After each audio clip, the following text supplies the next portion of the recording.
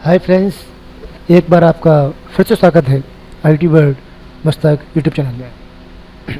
मैं मुश्ताक आपके सामने फ़ोटोशॉप की सीरीज़ लेके आया हूँ, जिसमें आज हम नई चीज़ सीखेंगे, नया रोचक सीख। इसमें हम सीखेंगे रिसाइजिंग, इमेज, कैनवास और इमेज के कस्टम एरिया को रिसाइज करना, पूरी इमेज को करना और किसी पर्टिकुलर एरिया को रिसाइज करना और इमेज के ऊपर कुछ छोटी मोटी एडिटिंग करना हम यहाँ सीखेंगे। ठीक है, चलिए शुरू करते हैं। मैंने ये फ़ोटोशॉप ओपन किया है और एक इमेज मैंने यहाँ पर आपके सामने ले ली है। जिन लोगों को इमेज अगर नहीं मिले तो आप इंटरनेट से उन्हें डाउनलोड कर सकते हैं। गूगल पे जाकर कोई भी हाई रेजोल्यूशन या पिक्सल वाली इमेज आप डाउनलोड कर लीजिए और वहाँ से फिर अपन इस पर एडिटिंग कर सकते हैं। नहीं तो आप अपने मोबाइल फ़ोन से किसी भी का व्यक्ति का फ़ोटो खींच के उसको आप यूज कर सकते हैं। देखिए, यहाँ पर पहले हम सीखते हैं रिसाइजिंग इमेज और कैनवास। अगर आपको पूरी इमेज का साइज़ चेंज करना है तो इसके लिए देखिए, इसमें आप एडिट में जाकर इमेज में जाकर एक कैनवास साइज दिया हुआ है। कैनवास का मतलब होता है पीछे का वो कागज़ जिस पर ये इमेज बनी हुई है। अगर हम केवल कैनवास का ही साइज बड़ा करना चाहते हैं तो इमेज मेन्यू में जाकर कैनवास पर क्लिक करेंगे और कैनवास पर यहाँ पर ये दिया हुआ है इतनी विड्थ इंचेस में और इतनी हाइट इंचेस में। आप इसे पिक्सल वगैरह में भी ले सकते हैं। तो मैं यहाँ पर 6 की जगह पर 7 विड्थ कर देता हूँ और ये 5.5 इसकी हाइट कर देता हूँ। जैसे हम ओके करेंगे तो देखिए चारों तरफ कैनवास वाइट रंग का अलग से बड़ा हो गया है। इमेज का साइज़ वही है। फिर से करता हूँ, इसे थोड़ा ज़्यादा करता हूँ ताकि आपको दिखाई दे। ये देखिए चारों तरफ वाइट रंग का जो कागज़ है बड़ा हो गया है, लेकिन इमेज का साइज़ अभी भी वही है। तो इमेज का साइज़ हम चाहें बड़ा ना करें तो कैनवास का साइज़ ओनली बड़ा कर सकते हैं। मैं करता हूँ, लेकिन अगर हम इमेज का साइज़ बड़ा करते हैं, ये इमेज का साइज़ है, ये इंचेस में दिख रहा है, इसको मैंने 7 इंच विड्थ कर दी है और हाइट इसकी मैंने 7 इंच कर दी। इसको 8 इंच, इसको 7 इंच कर देता हूँ। तो ये देखिए यहाँ पे ऑटोमेटिक चेंज भी हो रही है। ठीक है, ऑटोमेटिक चेंज भी हो रही है वो। ओके करते हैं। देखिए, इमेज का साइज़ बड़ा करने पर कैनवास का साइज़ ऑटोमेटिक बड़ा हो जाता है। ध्यान रखना, ये आप पहले बताइए, एग्जाम में लिखिए कि रिसाइज इमेज क्या होता है। हम पहले लिखेंगे कि कभी कभी हम इमेज के साइज़ को बदलने की आवश्यकता महसूस करते हैं तो फोटोशॉप के अंदर हम किसी भी इमेज के साइज़ को चेंज कर सकते हैं। इसको चेंज करने के लिए हम 2 तरीके इस्तेमाल कर सकते हैं। हमारे पास एक कैनवास का साइज़ चेंज करके इमेज का साइज़ चेंज कर सकते हैं। दूसरा, केवल डायरेक्टली इमेज के साइज़ के द्वारा ही इमेज का साइज़ चेंज कर सकते हैं।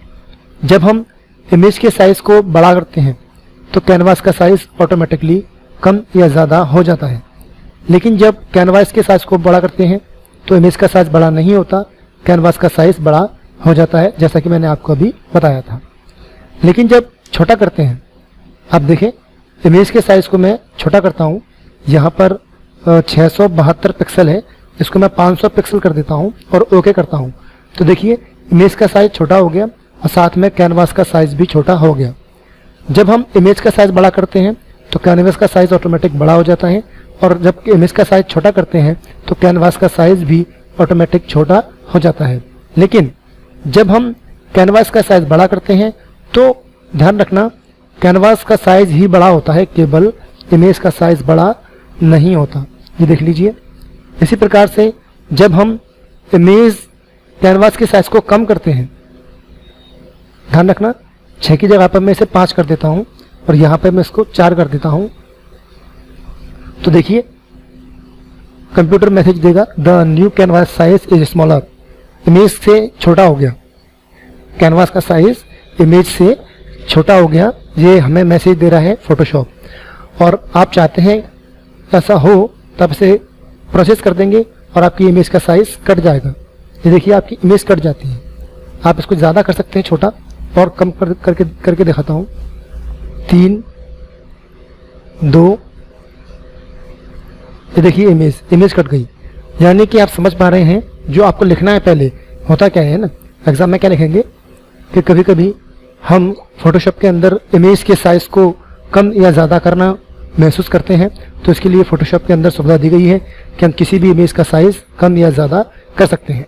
इसको कम या ज़्यादा करने के लिए हमारे पास दो तरीके होते हैं। एक तो इमेज का साइज़ कम ज़्यादा करके, या कैनवास के साइज़ के द्वारा ऐसे भी हम कम ज़्यादा कर सकते हैं।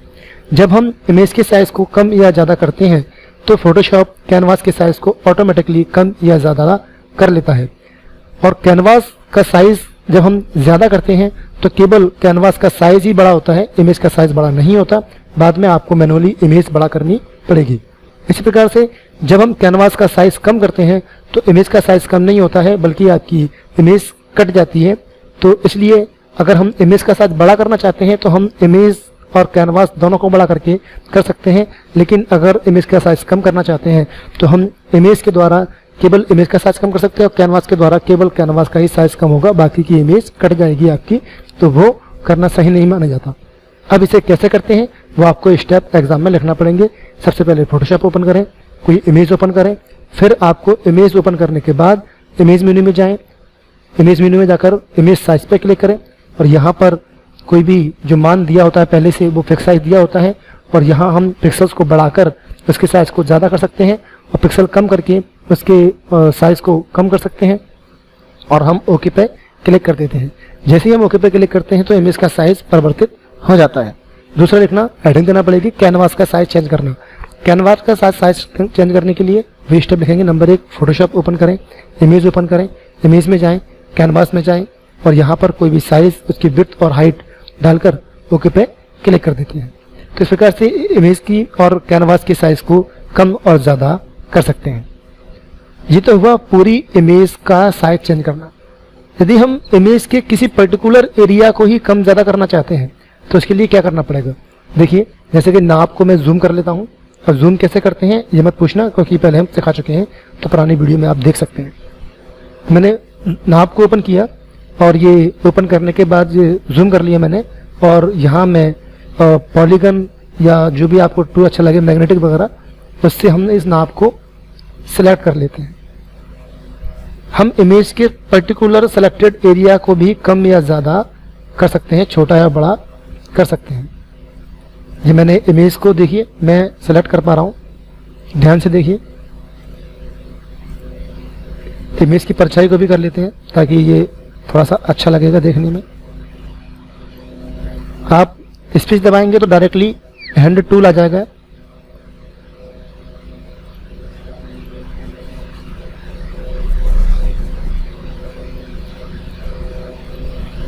मैं क्लिक करता जा रहा हूं और इमेज को सिलेक्ट करता जा रहा हूं। ये देखिए, सिलेक्ट कर ली मैंने। सिलेक्ट करने के बाद आप पर्टिकुलर एरिया को अगर आपको बड़ा करना है, छोटा करना है, तो आप इमेज मेन्यू से नहीं कर पाएंगे, बल्कि वो आपको एडिट मेन्यू में जाकर ये फ्री ट्रांसफॉर्म पे क्लिक करना पड़ेगा। ट्रांसफॉर्म पर Ctrl+T शॉर्टकट की होती है, शॉर्टकट की आप देख सकते हैं, Ctrl+T। ठीक है, यहाँ क्लिक करेंगे, ये बॉक्स सा बन के आता है।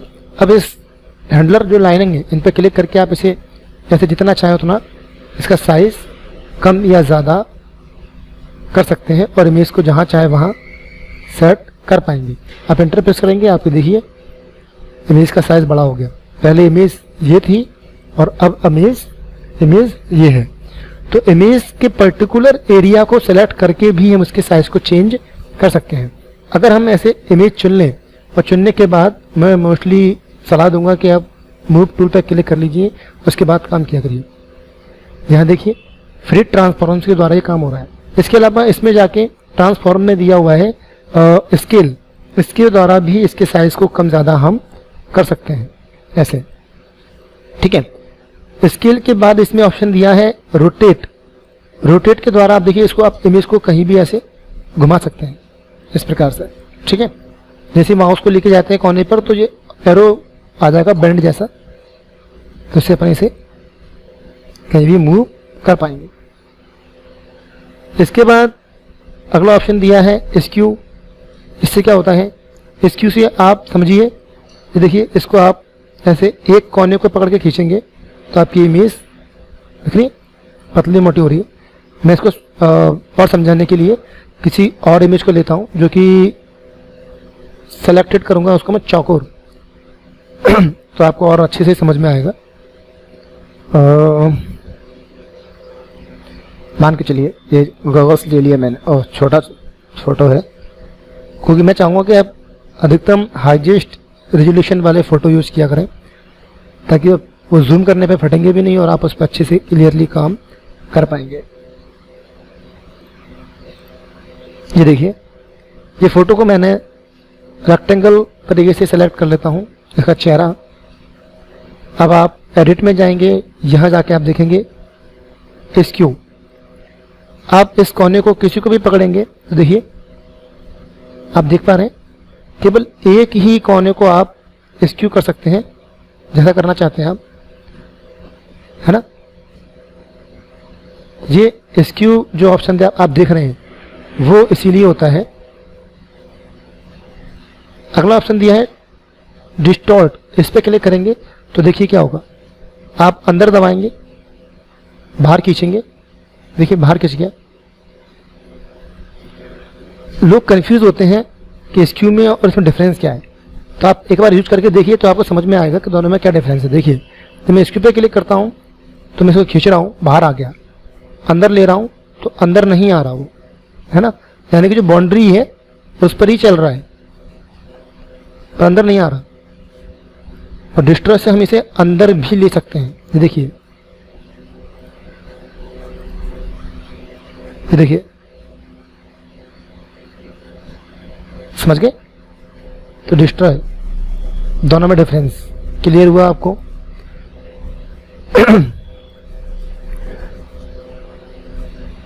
परस्पेक्टिव, इस पे क्लिक करेंगे तो आप देखिए इसे आप खींचेंगे दोनों तरफ, दोनों दिशाओं में एक साथ खींचेगा, जिससे वो कभी आप जब इस पे काम करेंगे तो वो बराबर बराबर दोनों तरफ अंतर नहीं आएगा, एक सा आएगा। अगर कोई इमेज आपको ऐसी करनी है कि दोनों तरफ खींचनी है, एक तरीके से करना है, जैसे रास्ते होते हैं, कांच होते हैं, कई बार टेढ़ी फोटो दिखाते हैं उसमें, देखिए जी। आप चाहें तो पूरी फोटो को सेलेक्ट कर सकते हैं कंट्रोल ए से, और अब आप यहाँ से इसका यूज करेंगे तो देखिए आप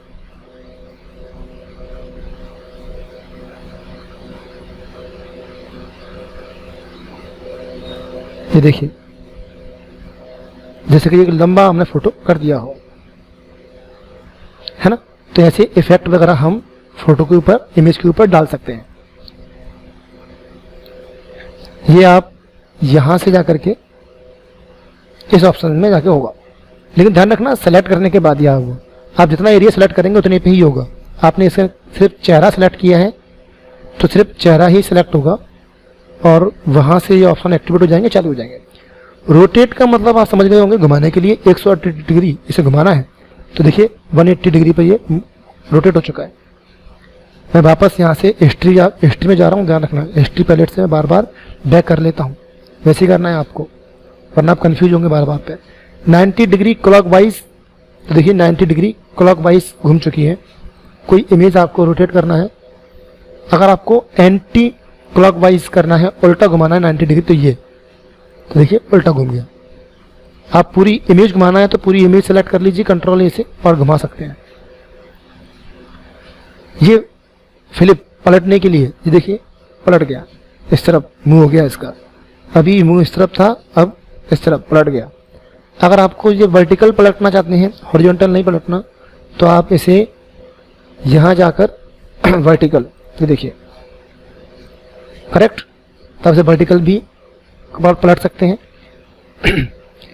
कुछ बेसिक ऑपरेशन है इमेज के ऊपर काम करने के लिए, जिनका यूज़ आपको बार बार कई बार करना पड़ेगा, क्योंकि ये हर बार आप कई बार यूज करेंगे कि भाई कैसे घुमाते हैं, कैसे पलटते हैं, कोई चीज़ पलटनी है ना, तो वहाँ आपको बहुत काम इसे पढ़ने वाला है। अब मान के चलिए पूरा फोटो पलटना है, तो मैं पूरे फोटो को ही सेलेक्ट करूँगा कंट्रोल ए से, कंट्रोल ए, एडिट, ट्रांसपेरेंट, और ये देखिए पलट गया। ठीक है, अगर आपको ये सेलेक्ट कर लेंगे उतना ही पलटना है तो आप इसे ऐसे सेलेक्ट कर सकते हैं। मैं फिलहाल फास्ट काम कर रहा हूँ, आप धीरे धीरे कर सकते हैं। तो सेलेक्ट करने का काम बहुत ज़्यादा इंपॉर्टेंट है फोटोशॉप में।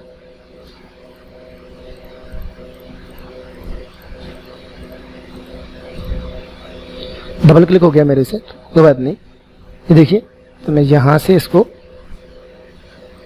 देखिए पलट गया। तो आप चुनी हुई फोटो को पलट सकते हैं। आपको पूरी इमेज पलटनी है तो कंट्रोल ए से कर ही सकते हैं आप। इसके अलावा यहाँ जाकर के ऑप्शन दिया है इमेज मेनू में। अगर आपको पर्टिकुलर एरिया पलटना नहीं है, जैसे कि मैंने अभी गर्दन को सेलेक्ट किया, उतना ही मैंने उसको रोटेट किया, उतना ही मैंने उसको रोटेट किया, फ्लिप किया, पलट दिया, है ना, एंटी क्लॉकवाइज डिग्री पे घुमा दिया। आपको पर्टिकुलर एरिया नहीं करना है, पूरी इमेज करनी है। तो आप इमेज मेनू से इमेज का साइज चेंज कर पा रहे थे, वैसे ही इमेज मेनू में जाकर कैनवास, रोटेट कैनवास में 180 डिग्री घुमाना है। इस पर क्लिक करें, देखिए 180 डिग्री घूम गई पूरी इमेज बिना चुने। आप सेलेक्ट कर लेंगे एडिट मेनू से, सेलेक्टेड एरिया रोटेट होगा और सेलेक्टेड एरिया पर आप ऑपरेशन करेंगे। पूरी इमेज पे करना है तो आपको इमेज मेनू में जाना पड़ेगा और यहाँ से आप देखिए क्लॉकवाइज, एंटी क्लॉकवाइज करना है, एंटी क्लॉकवाइज। ये देखिए अभी आपकी इमेज क्लॉकवाइज में देखिए ऐसे पलटी है, चेहरा इस तरफ, पैर इस तरफ। एंटी क्लॉकवाइज करेंगे तो पैर इस तरफ, चेहरा इस तरफ, यानी कि उल्टा घूमेगा, घड़ी की सुई की विपरीत दिशा में।